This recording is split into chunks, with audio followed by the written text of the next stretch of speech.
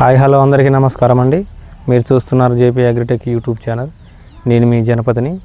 ముందుగా మనం చూసుకున్నట్లయితే మిర్చి నార్లల్లో దోమకి ఏం స్ప్రే చేయాలి, ముడత రావడం జరుగుతుంది. ఇప్పుడు ఏవైతే మందులు ఈ కుళ్ళు తెగులు ఆగడం కొరకు ఏవైతే మనం బెట్టకు రావడం బ్లైటాక్స్ కానీ ఇంకా దానికి సంబంధించిన కుళ్ళు తెగులకు సంబంధించిన మందులు ఏవైతే ఉన్నాయో అవి వాడినప్పుడు ఈ చిగురు ముడత లాంటిది రావడం జరుగుద్ది. అలాగే ఇప్పుడు నారులో చూసుకుంటే మెయిన్ తెల్లదోమ అటాక్ కావడం జరిగింది. ఇప్పుడు మా నారులో తెల్లదోమ అనేది అటాక్ కావడం వల్ల అది గ్రోతింగ్ అనేది ఆగిపోయేసి ముడత రావడం జరిగింది. దానికి గాను మనం ఎట్లాంటి మందులు స్ప్రే చేసుకోవాలి, ఏ విధంగా స్ప్రే చేసుకోవాలి, ఎంత మోతాదులో స్ప్రే చేసుకోవాలి అనే దాని గురించి ఈరోజు మన కంటెంట్ అండి. ముందు కంటెంట్లోకి వెళ్ళే ముందు ఛానల్ కొత్తగా చూస్తున్న వాళ్ళు ఎవరైతే ఉన్నారో ఛానల్ సబ్స్క్రైబ్ చేసుకోండి ఫ్రెండ్స్. సబ్స్క్రైబ్ చేసుకొని తోటి రైతులకు షేర్ చేయండి. షేర్ చేయడం వల్ల మోర్ దెన్ ఇన్ఫర్మేషన్ వాళ్ళకు కూడా వెళ్ళే అవకాశం ఉంటుంది. ముందుగా ఈరోజు వచ్చేసి మనం ఒక టెక్నికల్ తీసుకురావడం జరిగింది. బ్రేయర్ కంపెనీ వాళ్ళది మన జంప్ అనే మందు తీసుకురావడం. ఇది ట్యాంక్ డోసులలో మనకు లభ్యం కావడం జరుగుతుంది. పోలీసు కానీ ఇది కానీ వేరే ఏదైనా సరే ఒకటే టెక్నికల్లో మనం ఈరోజు తీసుకురావడం. ఇందులో వచ్చేసి టెక్నికల్ వచ్చేసి పిప్రోనిల్ 80% ఉండడం జరుగుద్ది. ఇది జస్ట్ ఒక 4 నుంచి 5 గ్రామ్స్ మాత్రమే యూజ్ చేయండి. మిర్చి నారకు ఒక డబ్బాకు వచ్చేసి 10-15 లీటర్లకు వచ్చేసి ఒక 4 గ్రామ్స్ 5 గ్రామ్స్ అంతే, అంటే 4 నుంచి 5 గ్రాములు వేయండి. చిన్న నార్లు, పెద్ద నార్లు అయితే 1 గ్రామ్ ఎక్కువ వేసుకున్నా ఏం కాదు. దీనివల్ల ఏమి ఉండదులే, కానీ కొద్దిగా ఎక్కువ అయితే మాడిపోయే అవకాశం ఉంటుంది. ఇందులో ఉండేది రీజెంటేనండి.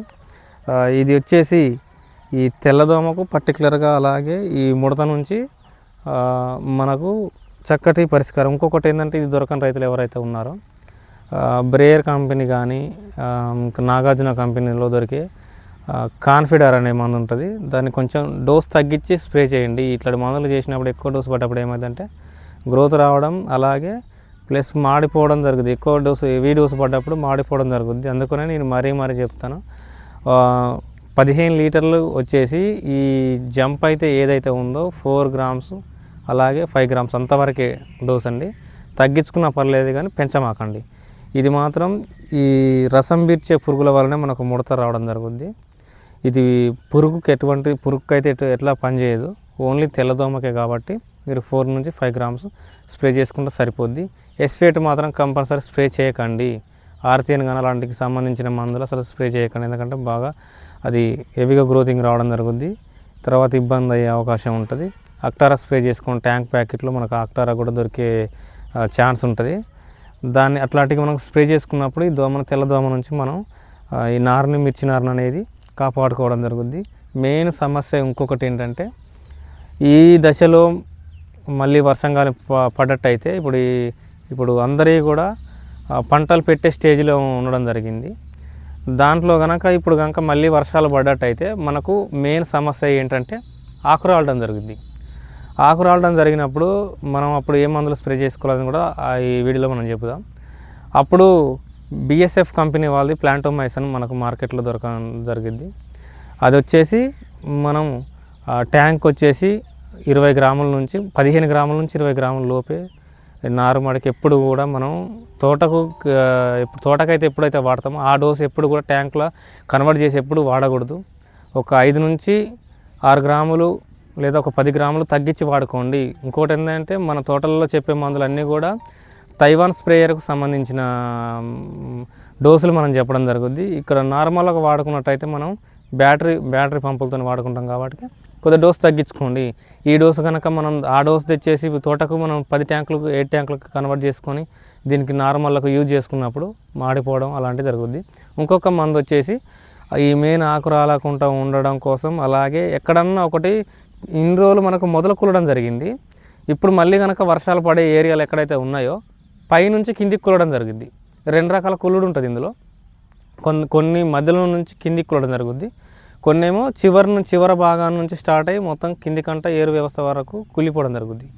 అదే మనం ఇంతకుముందు వారం 10 రోజుల ముందు కనుక చూసుకున్నట్టయితే మనకు మొదట బూజు లెక్కన వచ్చేసి కుళ్ళిపోవడం జరిగి, అలాగే నల్ల మచ్చ లెక్కన చనిపోవడం జరిగింది.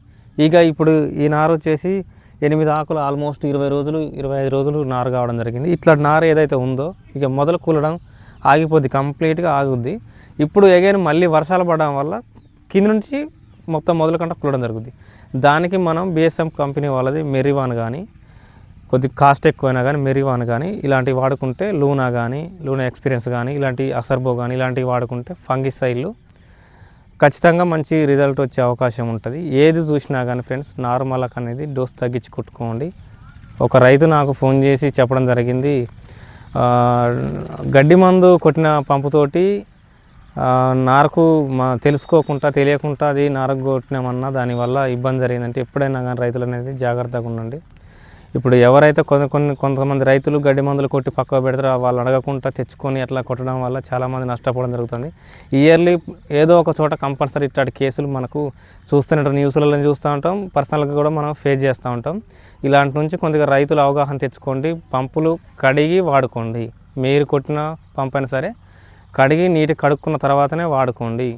అడ్డగోలిగా కొట్టి పక్కకు పెట్టాం కదా, ఆ రైతు కొట్టుకున్నాడు కదా అంటే ఆ రైతు ఏం కొట్టిందో కూడా మీకు తెలియదు. వరి పొలానికి కొట్టిందా, మొక్కజొన్నకు కొట్టిందా, లేకపోతే పత్తికి కొట్టిందా, మిరప చేనుకు కొట్టిందా మీకు తెలియదు. కాబట్టి వేరే రైతు నుంచి పంపు తీసుకునేటప్పుడు మాత్రం కంపల్సరీ పంపు క్లీన్ చేసుకొని వేడి నీళ్ళతో కడుక్కుంటే ఇంకా మరీ మంచిది. క్లీన్ చేసుకున్నాకంటే శుభ్రం కడుక్కొని కొట్టుకోండి. తర్వాత నష్టపోకండి. కొట్టుకొని నార్మల్ కానీ మిర్చి కానీ అట్లా ఇబ్బంది పాలు కాకండి. సో ఫ్రెండ్స్, నేను చెప్పాలనుకున్నదైతే ఈరోజు ఇదండి. మన వీడియో కనుక మీకు నచ్చినట్టయితే మన ఛానల్ సబ్స్క్రైబ్ చేసి లైక్ చేయండి ఫ్రెండ్స్. So bye.